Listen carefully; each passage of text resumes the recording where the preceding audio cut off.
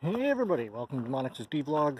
Not a garden and Devon video, but I did finish my weeding. Oh shit, I see a couple of dandelions. But most of my weeding in my garden area. And now I'm going to take Bella out for a little cruise just to see if that squeak fix is solved, if the WD-40 did the trick. Like I was just talking to my buddy saying that it might be something that's heating up after a while, like after I'm rolling for a bit. So yeah, take a little cruise here and see what happens and see if the squeak is still there. And hopefully have some video on the road.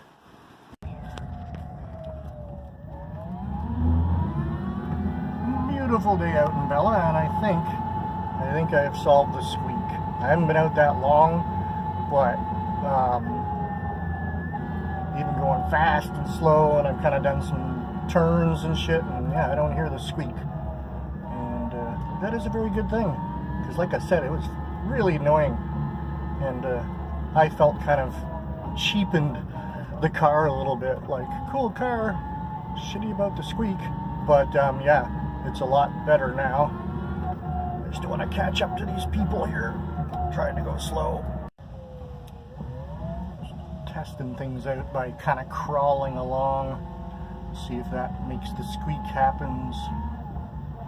But yeah, really just trying to see what causes it and see if I fixed it. And so far, like, sometimes even just when I take it out, I can hear the beginning of it happening, and right now I don't. So fingers crossed that we finally got the squeak taken care of. And I'm not an automotive person, so I don't really know all of the things that I need to do. So I'd like to find like a mechanic that can kind of put this through a physical exam, just to make sure everything's tight and rolling right and not falling off or anything like that.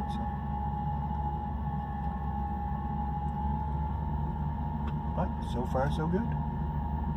And yeah, I need a better stand for this, for my phone, so I can drive and record, bring up something. Might even be able to do something with my GoPro knockoff equipment. That might actually have something in there for me that I could hook my phone up and not have to worry about. I mean, I'm not driving dangerously or anything like that, but still, just have pretty much both my hands on the wheel.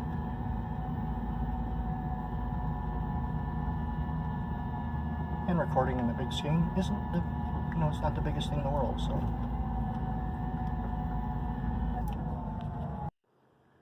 And here we are, back where we started. There's some guys that, when I was standing in the doorway of my camp here, that were very close to the fence. There's a grackle. I don't have any peanuts, but yeah, I just ran into them on the trail again. I do not like the look of them. They were like literally walking through people's yards. So yeah, I wanted to get this back and get it hidden before they come back this way, because they are heading this way. So we'll get back inside and hidden away from ne'er-do-wells, especially after I heard that guy's car had been stolen. Yeah, like, subscribe, and share, my friends. We'll see you later. Maybe an evening cruise. We'll see. Good Friday evening. It's I think about 6:45, and they're just going to go out for a quick cruise in Bella. I had hoped to go for a nice evening cruise, but I was out a little bit later with my landlady, and yeah, so it's just going to be a short cruise, come back, and plug in the batteries and charge this baby up. And I was just reading, I thought you had to drain them right down and then charge them up, drain them down, charge them up. But apparently with the AGMs, you want to not get below 50% battery power and charge it up right away each time for like 15 cycles, they said. So we'll see how that goes, and see how Bella does, and maybe we'll see you on the road. Well, I didn't get to record any, obviously, as you probably just saw, but I ended up running into this guy who actually has one of the Geos, which is the more expensive version of this. It's not by the same maker, but the Geo has, like, he said he had a stereo system. He said he had kind of a cheaper model of the Geo. Like, it just had like a basic heater. It didn't have AC, but the more expensive ones that I've seen have like air conditioning, heater. I think he even said his car had a security system. Hello, Mr. Grackle. I guess we'll be going in to get a peanut.